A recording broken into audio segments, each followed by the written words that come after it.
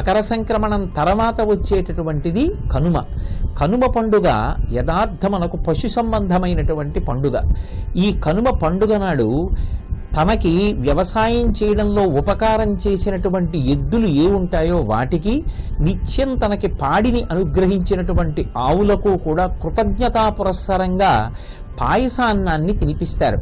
మనకి ఈ మకర సంక్రమణానికి అటు ఇటు ఉన్నటువంటి రోజులలో పాలతో తయారు చేసినటువంటి పాయసాన్ని భగవంతుడికి నివేదన చేసి తినడము అనేటటువంటిది అన్ని విధాలుగాను కూడా తుష్టిని, పుష్టిని, యోగ్యతని, తేజస్సుని, వీర్యాన్ని, వృద్ధిని, సంపదని కల్పిస్తుంది అని శాస్త్రములు చెప్తున్నాయి. కాబట్టి కేవలం మనం తినడమే కాకుండా కనుమ పండుగ నాడు ఎద్దుల్ని, ఆవుల్ని అలంకారం చేసి పాయసాన్నం తినిపిస్తారు. ఎందుచేత అంటే వేదంలో ఒక మాట ఉంది, ఎద్దుల యొక్క డెక్కలని ఆవహించి అమృత బిందువులు ఉంటాయి. అందుకే ఏరువాక పౌర్ణమి అంటారు. దక్షిణాయనంలో ఏరువాక పౌర్ణమి నాడు ఎద్దుని తీసుకొచ్చి అలంకారం చేసి భూమిని దున్నిస్తారు. ఎద్దు భూమిని తొక్కితే ఆ ఎద్దు పాదముల నుండి ఆ కాలంలో అమృత బిందువులు స్రవిస్తాయి. ఆ అమృతం కలిసినటువంటి భూమిలోంచి వచ్చినటువంటి పంట తిన్న కారణం చేత చక్షు సంబంధమై అంటే కంటి సంబంధమైనటువంటి అనారోగ్యం ఉండదు. ఎద్దు పంట పండడానికి, పంట ఇంటికి రావడానికి కారకమైనటువంటి జంతువు. పైగా అనారోగ్యం రాకుండా పంటని సంరక్షించగలిగినటువంటి అమృత బిందువులు డెక్కల యందు కలిగినటువంటి ఉత్కృష్టమైనటువంటి ప్రాణి. పితృదేవతల్ని తరింప చేయడానికి వృషత్సోర్జనము అని ఎద్దుని అచ్చుపోసి విడిచిపెడతారు. అది గోసంపద పెరగడానికి కారణమవుతుంది.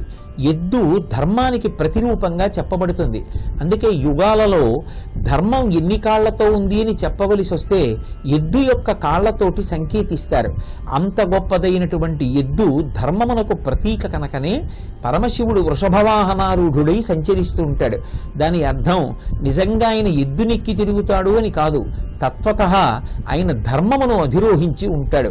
ఎవరు ధర్మాత్ములై ఉంటారో, ధర్మమునందు అనురక్తి కలిగి ఉంటారో వారికి సర్వకాలములయందు పరమశివుని యొక్క అనుగ్రహము కలిగి ఉంటుంది అనడానికి అది ఒక సంకేతం. అటువంటి వృషభాన్ని, ఆ ఎద్దుని ఆరాధిస్తారు. ఇది భారత జాతికి ఉన్నటువంటి గొప్ప లక్షణం. ఆ ఎద్దు, ఆవు రెండూ కూడా మనము, మన పిల్లలు వృద్ధిలోకి రావడానికి కారకమైనటువంటి జంతువులు. గోవు సాక్షాత్ పరదేవతా స్వరూపం. పరదేవత ఆలయంలోకి వెళ్ళి అభిషేకం చేసి నివేదన చెయ్యడానికి అధికార భేదం ఉంటుందేమో కానీ ఒక గోవుని ముట్టుకోవడానికి, ప్రదక్షిణ చేయడానికి, పూజ చెయ్యడానికి, ఒక అరటిపండు తొక్క ఒలిచి తినిపించడానికి అధికార భేదం ఉండదు. బ్రహ్మచారి కానీ, వానప్రస్థు కానీ, సన్యాసి కానీ, గృహస్థు కానీ, స్త్రీ పురుష పండిత పామర కుల మత వర్ణ వర్గ ధనిక భేద విచక్షణ లేకుండా చేతితో పిడికెడు గడ్డి పట్టుకుని గోవుకి తినిపిస్తే అది సాక్షాత్ పరదేవతకి తినిపించినటువంటి ప్రసాదమే.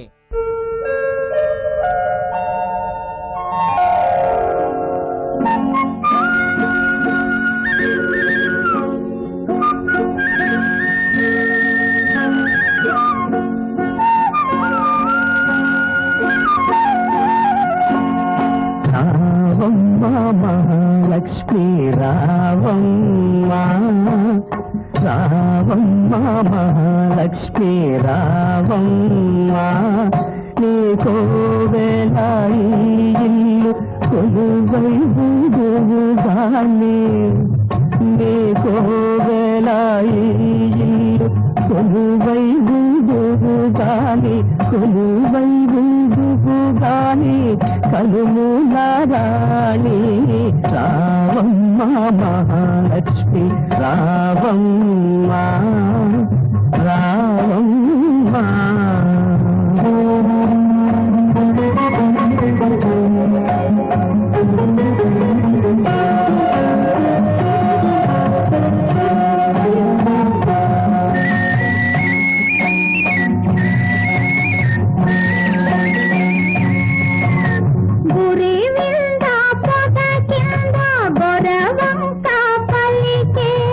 గోరింట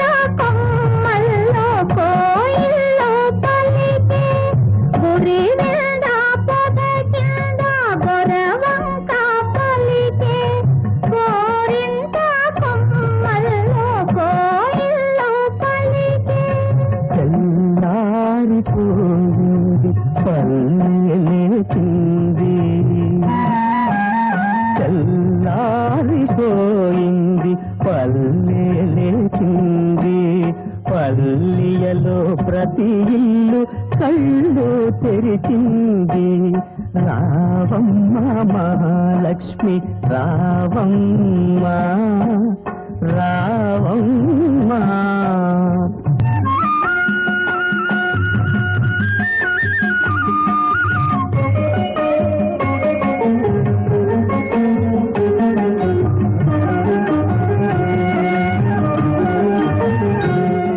ఈ దేశంలో ఉన్న లక్షణం ఏమిటి అంటే కృతీచ ప్రతికర్తవ్యం యశధర్మ సనాతన అంటారు రామాయణంలో. కించిత్ ఉపకారమైనా చేస్తే అటువంటి వాణ్ణి గుర్తు పెట్టుకుని తిరిగి ప్రత్యుపకారం చెయ్యాలి. అది మనుష్యుడు కానివ్వండి, ఇతర ప్రాణి కానివ్వండి. బ్రహ్మఘ్నేచ సురాపేచ చోరే భగ్నవ్రతే తథా నిష్కృతిర్విహితా సిద్ధి కృతఘ్నో నాస్తి నిష్కృతి. ఉపకారాన్ని పొందినటువంటి ఉపకారాన్ని మరిచిపోయి ప్రత్యుపకారం చెయ్యడానికి ఎవడు సిద్ధపడడో అటువంటి వాణ్ణి కృతఘ్నుడని, ఆ కృతఘ్నుడికి ఇక ఏ విధమైనటువంటి ప్రాయశ్చిత్తము లేదని, వాడు ఈశ్వరానుగ్రహాన్ని పొందలేడని మనకి శాస్త్రాలు చెప్తున్నాయి. గోవు యొక్క శరీరాన్ని సమస్త దేవతలు ఆవహించి ఉంటారు కనుక గోవుకి చేసిన పూజ, గోవుకి చేసిన ప్రదక్షిణం సమస్త దేవతలకు చేసినటువంటి పూజా ప్రదక్షిణంతో సమానం కనుక మనకి పాలనిచ్చి ఆ పాలతో మన పిల్లల్ని పోషించుకోవడానికి మనం అభిషేకం చేసి ఆ గోవు యొక్క పాలతో, ఆ పాలలోంచి వచ్చిన నీతితో, పాలని తోడు పెట్టినప్పుడు వచ్చిన పెరుగుతో, గోమయంతో, గోమూత్రంతో పంచగవ్యాన్ని తయారు చేసి పాపాన్ని దహింప చేసుకొని భూశుద్ధి చేసి యజ్ఞయాగాది క్రతువులు చేసి దేవతానుగ్రహం పొందడానికి ఆవు కారకమైంది. కాబట్టి ప్రత్యుపకారంగా, కృతజ్ఞతా సూచనగా వాటి పట్ల మనకున్నటువంటి మర్యాదని ఆవిష్కరించడానికి కనుమ పండుగ నాడు ఆవుని, ఎద్దుని అలంకారం చేసి పూజ చేస్తారు. ఎక్కడెక్కడ గోశాలలున్నా అక్కడక్కడికి వెళ్ళి ఆ గోవుల్ని, ఎద్దుల్ని ఆరాధించి గోగ్రాసం తినిపిస్తారు. ప్రత్యేకంగా రోజున గోశాలలన్నిటినీ కడిగి ముగ్గులు పెట్టి తోరణాలు కట్టి ఆవుని, ఎద్దుని పూజించడానికి పరమయోగ్యమైనటువంటి కాలం. ఎవడు పూజ చేస్తాడో, ఎవడు కృతజ్ఞతతో ఉంటాడో వాడు ఈశ్వరానుగ్రహానికి పాత్రుడవుతాడు. ఎవడు ఈశ్వరానుగ్రహాన్ని పొందాడో వాడు జీవితంలో వృద్ధిలోకి వస్తాడు. జీవితంలో వృద్ధిలోకి రావడానికి కారణం అదిగో ఆ కృతజ్ఞత వంటి మంచి లక్షణాలు పొంది ఉండడం. అది కేవలం మనుష్యుల పట్లే కాదు, సమస్త భూతముల పట్ల ఆ దయ కలిగి ఉండడానికి, ప్రత్యుపకార బుద్ధి పొంది ఉండడానికి పరాకాష్ఠగా మన ఇంట్లో కుటుంబ సభ్యుల కన్నా ఎక్కువగా ఉపకారం చేసేటటువంటి ఆవుని, ఎద్దుని పూజించి మన యొక్క కృతజ్ఞతని ఆవిష్కరించేటటువంటి రోజు కనుమ పండుగ. అందుకే ఆ రోజున తప్పకుండా తీసుకెళ్లి పాయసాన్నాన్ని ఆవుకి, ఎద్దుకి ప్రతి ఇంట్లోనూ గోశాలలోనూ తినిపించి పూజ చేస్తారు.